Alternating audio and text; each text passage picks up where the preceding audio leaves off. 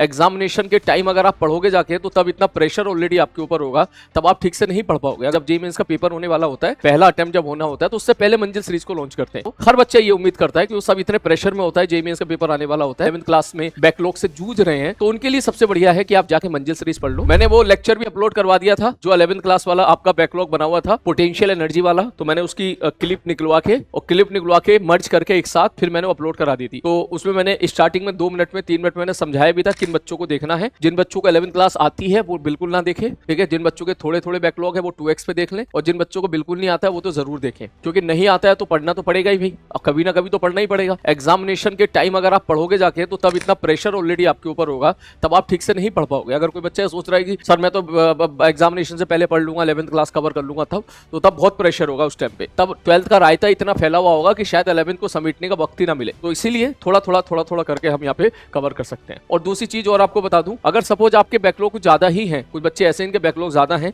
या किसी particular chapter के बैकलॉग है, तो आप मंजिल सीरीज से पढ़ सकते हो। मंजिल सीरीज बेसिकली स्पेशली आप जैसे लोगों के लिए ही है, वो सही बात तो ये बोलूं मैं, क्योंकि मंजिल सीरीज में ये है कि तुझे एक बेसिक फंडामेंटल आइडिया बढ़िया हो जाएगा मंजिल सीरीज देख के। वैसे मंजिल सीरीज जो लॉन्च होती है वो अक्सर जेईई मेंस से पहले लॉन्च होती है। जब जेईई मेंस का पेपर होने वाला होता है, पहला अटेम्प्ट जब होना होता है, तो उससे पहले मंजिल सीरीज को लॉन्च करते हैं। तो मंजिल सीरीज का जो मेन मोटिव होता है वो यही होता है कि भाई सारा एक तरीके से जो पूरी की पूरी थ्योरी है वो अपन एक तरीके से पूरा का पूरा रिवाइज कर लें अच्छे से। और दूसरा, किसी बच्चे का बैकलॉग रह गया है कोई पर्टिकुलर चैप्टर, तो वो उस पर्टिकुलर 7-8 घंटे, 8-9-10 घंटे जितने का वो चैप्टर गया है उसमें उसको पढ़ के वो अपने बैकलॉग खत्म कर ले।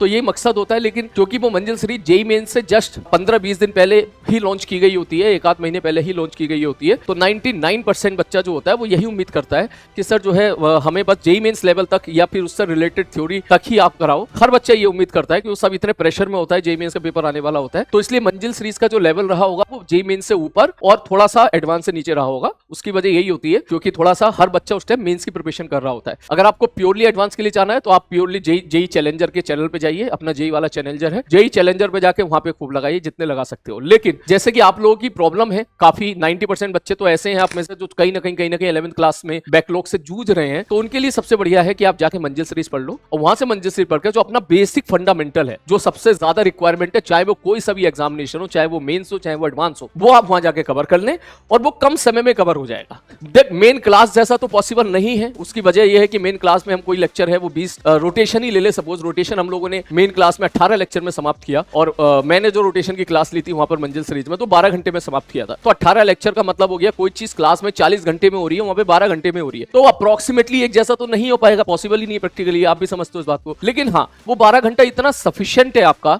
कि आपको पूरी रोटेशन की फील दिला देगा, आपको रोटेशन के सारे फंडामेंटल आपके क्लियर कर देगा।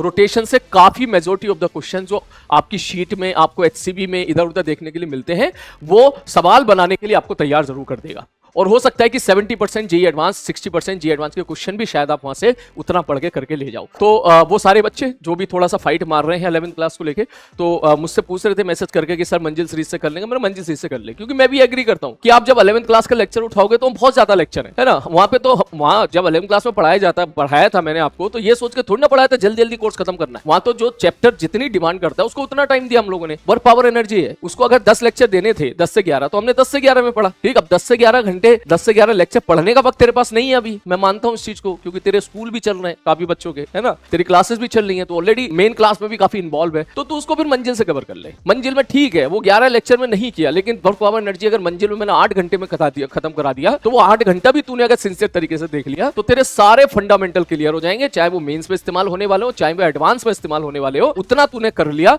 तो दैट मींस अब थ्योरी वाला जो पोर्शन है तेरा, वो तेरा बिल्कुल क्लियर हो गया। क्लियर है? उसके बाद स्काई इज द लिमिट, जितने सवाल लगा सकते हो भर भर के सवाल लगाओ।